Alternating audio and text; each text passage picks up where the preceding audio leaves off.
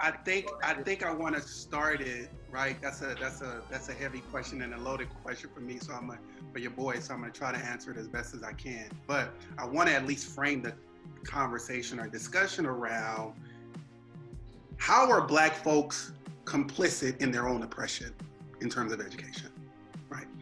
So I'll start with how I grew up, right? I'm a product of born and raised and lived in South Los Angeles. Right, I literally purchased a house 5 blocks from where I grew up and where my parents' home, my mom's home, still remains. One of the things that I think is critical for me was I grew up in an intergenerational family. So meaning, while my parents divorced when I was 3 years old, I had the opportunity. They first of all they had shared custody, so it was I'd hang out with moms during the week, and then I would go and visit my father on the weekends, right? And so there was that agreement. So it wasn't like a huge disruption of the family structure, but it was different, right? Oftentimes when we hear the narrative of kids, particularly Black men, that come from divorced parents, there's always this, and I always have to fight against this, there's always this narrative as if they're suffering. And I would argue and say, right, it's dependent upon the village that you have. One of the things when I was an elementary, middle, and high school teacher, all of the above, right, is that I always had conversations with single mothers, and they were always like, but there's no men in their life. And I would say, do you have a brother?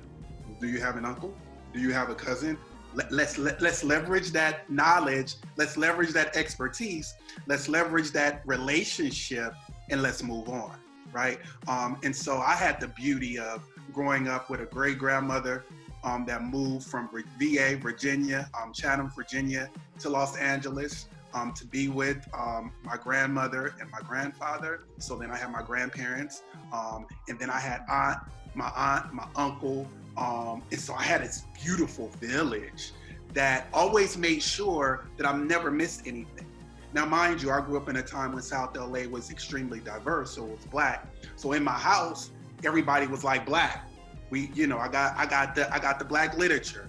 My mom ordered books, right, that made sure they reflected me. She had books on. I had a conversation with her last time, and I was like, Mom, where the hell did you find those books? Those books literally had my name and family members' names inscribed in them. So because she wanted to boost my love of reading and love of learning. So by the time I went to preschool, and then I read with my grandfather, I read with my grandmother, and I read with my great grandmother, right?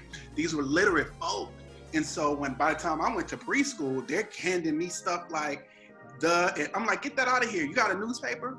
Where's the LA Times? Where's the Ebony? Where's the magazine? Where's the Jet? Where's something? I want to read because I can read because my village has done that for me. So I grew up in a very intergenerational space where I gained a lot of wisdom, right? So I would have conversations with my grandfather, right, about what being a man is. I'd have conversations with my uncle about what being a man is. My dad having those different conversations, right? And so it created this dynamic of, wow, I'm really strong and firm in my manhood, but on the same side of that, there was this notion of gender equality because I saw the women in my family getting up and getting it and hitting it, working and having careers, and simultaneously not so, and their men in my family respected that.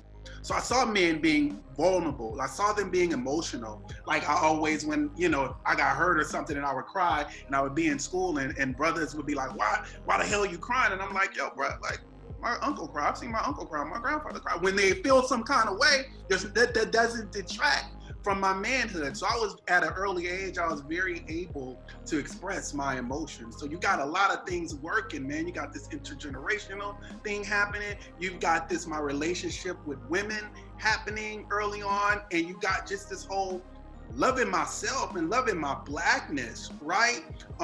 But loving myself, but in the context of going out and riding my bike and skateboarding with the Black homies, but also other races of people, and still knowing I can do just as much as you can, right? But still operating in my authentic Blackness, respecting others, but knowing I still got my mark and my place in this world. So I think just, by having all of those various experiences, I was now able to look at life in a different way. And I will say this, even as I think about my family, right? I even had this notion of colorism, right? You looking at this chocolate brother right here, but my grandmother, fair skin, right? Very fair skin, right? My mother, medium brown, medium. So I had a hue of different folks, that the different representations of blackness. So when I got to school and I was called dark skin, I'm like, now we beefing, bruh. What the hell my color got to do with it? It threw me for a loop. And so that's when stuff started to really hit me and say, you know what? Everybody doesn't have the experience that you have, right? And so then it became a situation where I'm like, all right, and as I became a teacher, right? I went to the corporate world after I graduated college, went into the corporate world for a year, but was like, yeah, that ain't for me. And everybody always said I had an education calling on my life.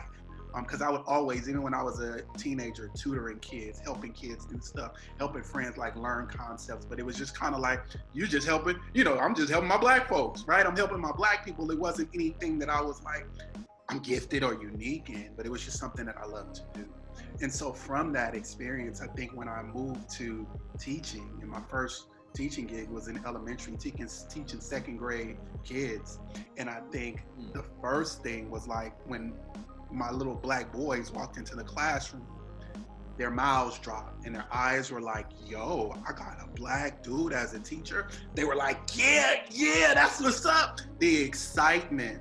And so for me, it was that thought process where I was like, yo, I can really make a difference here.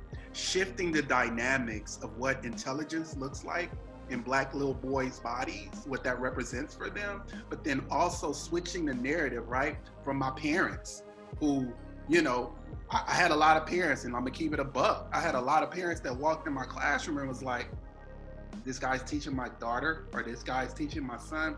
Yeah, I ain't really feeling that, right? And so there was that, it's real. What was the stereotypical framework that they were coming from that caused them angst? Obviously, we know there's the divide and conquer that came from systemic thought processes, but what were some of the things that you ran into, and how did you help them begin to love you? Were they like, Kímí, here's my number. If you need anything, I'm bringing you cookies and apples and all that. How did that transition happen? For sure, that took work. And a lot of them, I went through the whole situation of parents yanked their kids out of my class. Those particularly that had daughters. It was just this whole dynamic of fear of the black men, right? That narrative is strong. And people don't know how that narrative permeates through all the different fabrics of the fabric of our society. And so I let them go because my thought process was, you're going to see that you made the biggest mistake of your life, right? And so those parents that wanted to rock out with me, they stayed, and they did.